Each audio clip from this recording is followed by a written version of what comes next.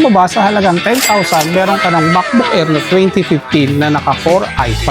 Naka 4GB of RAM, 128 SSD, 11-inch LCD display, at naka-OS Catalina. Tama-tama ito sa mga estudyante na pasok sa budget. Ang kagandahan dito mga ka-Wonder, napakagaan, kaya hindi ka mahihirapang bitbitin kahit saan mo dali. At kung naghahanap ka naman ng medyo malaki at malaki rin ng storage, meron tayo rito. Ito yung MacBook Air 2040, naka-Core i5 ka na. Naka 4GB of memory, 256 SSD, naka 13-inch LCD display, at naka OS Catalina for only 11,000. Maganda to sa mga work from home or meron kang business, lalong-lalo na kung isa ka sa mga sales agent. Napakagaan bitbitin nito, kaya pwede mo siyang madala kahit saang lugar. Hindi ka mahihirapan at hindi din mabigat. Ang kagandahan kasi nito ni MacBook, high level ang performance at ang quality, at higit sa lahat, hindi ito basta-basta na provide. So meron tayong brand new at mga second hand. May mga Mac Mini rin tayo. Pumili ka na lang kung alin prepared mo, kung saan mo paggagamitan, at yung pasok sa budget mo. Kung naghahanap ka ng mga legit and trusted store, punta ka lang dito sa My Hats Gadget. Located sila sa Unit 20, second floor ng Cheddar Mall. Open sila daily from 10 AM to 9 PM. And then sa lahat ng mga detalye, lalagay ko sa comment section.